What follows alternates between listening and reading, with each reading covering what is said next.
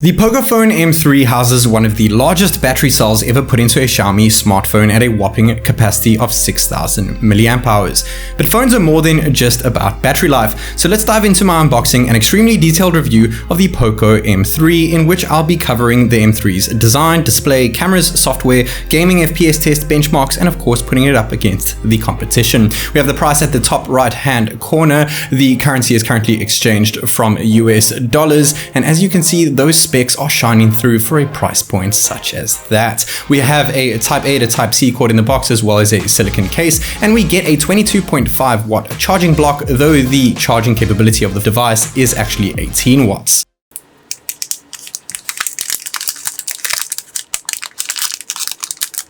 This is the Power Black color. It looks absolutely fantastic with a plastic finish, but it kind of gives a little bit of a leather look and texture feel. You also get it in a cool blue or POCO yellow, which I have been told look fantastic. We have that massive 6,000 milliamp hour battery, which is up from the 5,000 seen in the POCO M2 and M2 Pro, and we have 18 watt fast wire charging. We have Corning Gorilla Glass 3 protection on the display and a plastic frame and back.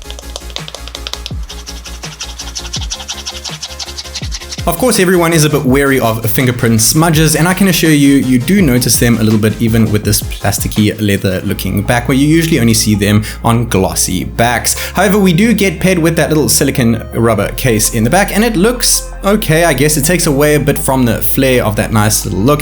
We have an unfortunate little lip at the bottom covering the Type-C port. We do have a power button, which is also sporting as a fingerprint sensor. We have a non-split volume rocker above that. We have a 3.5mm headphone jack, which is great, and an IR blaster. Next to that, we do have a top speaker, and then some audio also comes from the earpiece, as well as that bottom firing speaker with the most amount of sound. And we have a USB Type-C port at the bottom, which unfortunately only sports 2.0 speeds. We do have dual SIMs over here, and you can add an additional micro SD card slot up to 512 gigs. We don't have much of a bump from the right hand side, but the left hand side where the actual camera is, there is a bit of a bump, and pretty much on par with other smartphones out there, maybe a little bit smaller than some even from Xiaomi. This makes for very minimal camera wobble when on a flat surface, and the design is very strange. I can't say I've seen it before, wink wink. So we do have a couple of other devices over here, and it is quite a heavy boy at 198 grams and 9.6 millimeters thick, but it looks absolutely fantastic. I must say, it is unusual, but it's starting to grow on me. And of course we have that super triple cam at the back,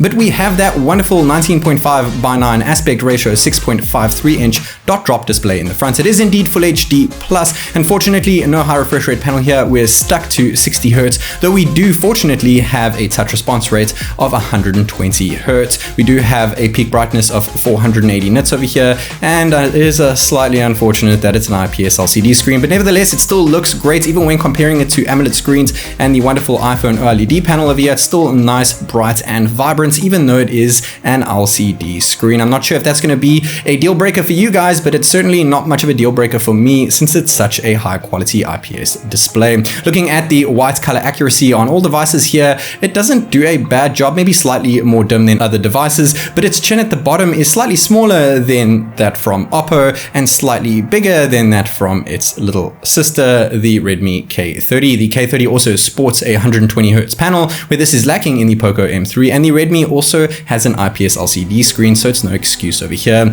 It does indeed feel a little bit jittery when you're using it because of the 60 Hz, but I can't really say it's any slower than what you'd see from an iPhone, since those are also stuck at 60 Hz. So if you're coming from that, you're not going to notice much of a difference. We have a couple other brightness settings, as well as color changes that you can make and adjust the text size. Of course, we can also hide the notch, and we can display it, of course, within individual apps. We do have dark mode over here, even though it is an LCD screen, so you're not going to get that battery saving as you would using dark mode from something like an AMOLED panel, but it does adjust the dark mode settings within the actual phone itself, such as the little Google bar, as well as third-party applications, which looks great, and of course first-party applications too. But unfortunately, because this is not an AMOLED panel, we are lacking an always-on display, as you see on many flagships this year. We do have a physical side-mounted fingerprint sensor. Yes, it is secure. It is pretty snappy, and comparing it to the Redmi K30, which has a pretty identical scanner at that, it is a tad slower than that one.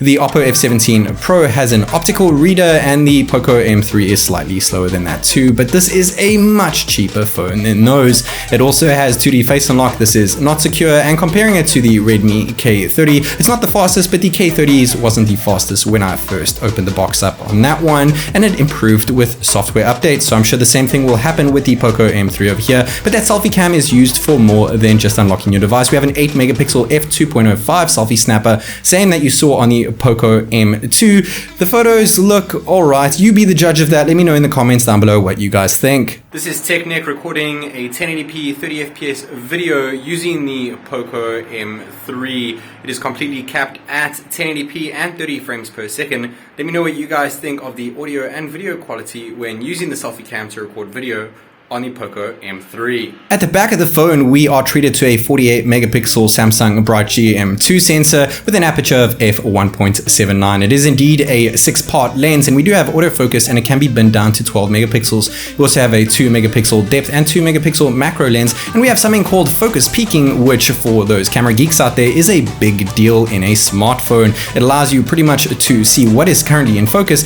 and I must say the focusing times on this phone are pretty darn snappy. 48 megapixel main over here, jumping down to that 12 megapixel bin shot from 4 to 1 doesn't do a bad job, and fortunately we have raw format over here, but we unfortunately can't use it with the 48 megapixel raw sensor. We have to drop it down to a bin 12 megapixel shot, though it still does a pretty decent job for post-processing.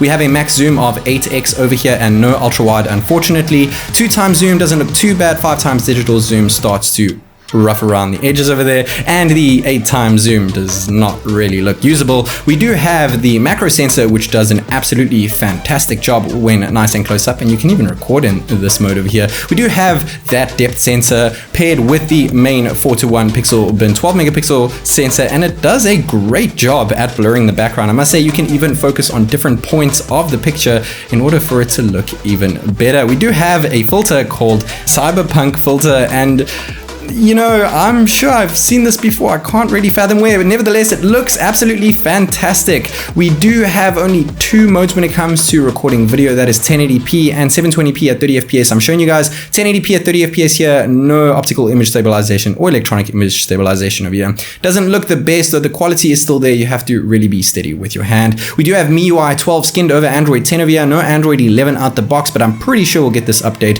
relatively soon. It is very stock Android-like in terms of Google services such as Google Assistant and what have you, and the little Google search bar and the Google side of your home over there. It does a great job incorporating Google with MIUI and all those great MIUI features that you do get. We also have a floating window over here, and you can float up to 2 applications. Jumping into a 3rd floating application kills the first one that you had opened over there, so it's not an option for having more than that. We do have a Snapdragon 662 SoC in here, so I'm not expecting it to hold so many apps open in the background with 4 gigs of RAM especially. But we also have split screen, which is great, and when we set a reminder, it gives you this little option for a gesture on the left hand side. We also have some nice neat options at the top over there, and of course we do have all Google apps on this phone. It's even written right there on the box because, you know, why not? So here are all the Google apps, and of course we have Google Assistant to boot. Hey Google, what's the weather like today?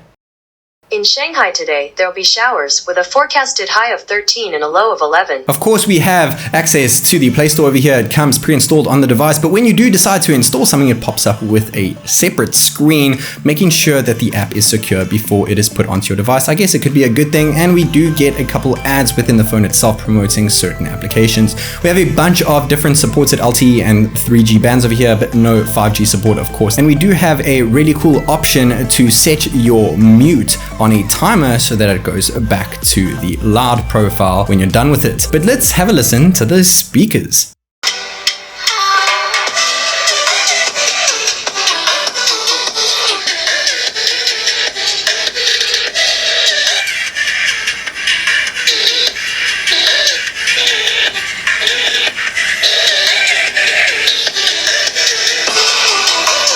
There's certainly some noise coming from that earpiece over there as well as the top speaker, but the bottom speaker is certainly the loudest of the three. We do have Game Turbo over here, a little nice, I guess you could say, gimmicky thing you can pop up in your game, but you can't play your game while it is displaying, so you're not going to be able to see your FPS or GPU and CPU performance while you're going at it. But we can indeed put on performance mode over here, and we can jump into pretty much every game and even set touch resistant areas. So why not jump into gaming and test out the audio and the gaming quality as well. We're going to set PUBG Mobile to smooth and high frame rate over here, since we can only choose high frame rate with smooth graphics option enabled. Let's give it a listen.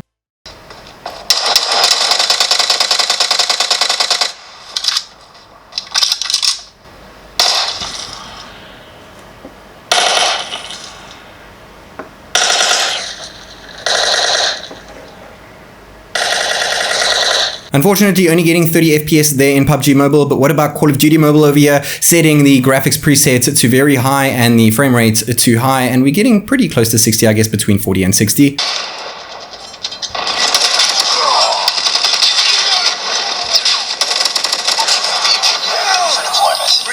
Of course, if we drop the graphics quality down to low and keep the same high frame rate, we're getting pretty darn close to 60, like I said, but even better, a lot less fluctuating happening this time around. Next game here is indeed Bullet Force. It doesn't have a frames per second cap, but the phone does, since it's limited to 60 Hz, but it does a great job at max graphics and max FPS. Let's have a listen to this epic game.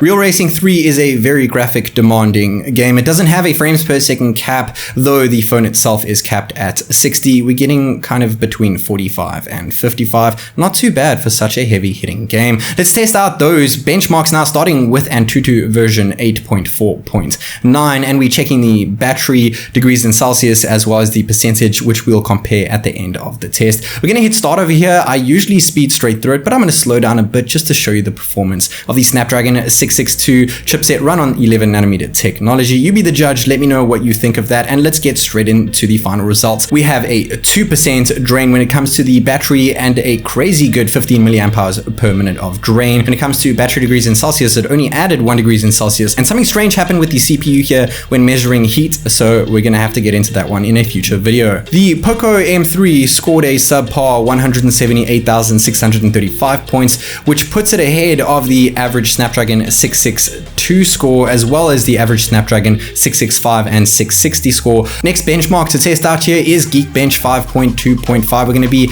running through the CPU as well as the GPU benchmarks at the same time, that being OpenCL and Vulkan, and we're going to get straight into the results right now. The POCO M3 scored a minimal score of 316 when it comes to single core and 1332 when it comes to multi-core. Definitely better than the average Snapdragon 662 score, but slightly lower than the POCO M2. When it comes to testing OpenCL GPU API, we got a score of 378, which is once again above the average, but slightly below the M2. When it comes to Vulkan, it got a tad lower than the M2, but certainly a bit more than the average score of the 662. The POCO M3 is a very unusual looking device, but I must say, I like it. I like the feel of this plasticky leather design at the back, and I also kind of have a soft spot for that camera module look. We do have a decent set of cameras at this price point, and we have some great software mixed up with MIUI 12 and pretty much Google's stock as well. We have that wonderful Full HD Plus panel. Though it is IPS LCD, it is great quality even when you decide to play some games on it. It does a great job, but we are lacking that high refresh rate panel you see in many other phones, though it is a lot cheaper than those.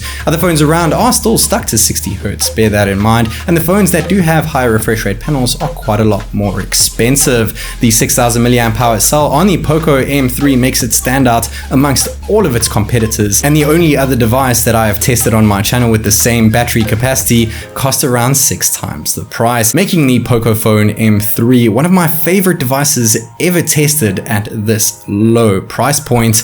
We're gonna have to test out that battery capacity though, so stay tuned for a battery drain test coming this Friday. This is Tech Nick, and I'll see you in the next one.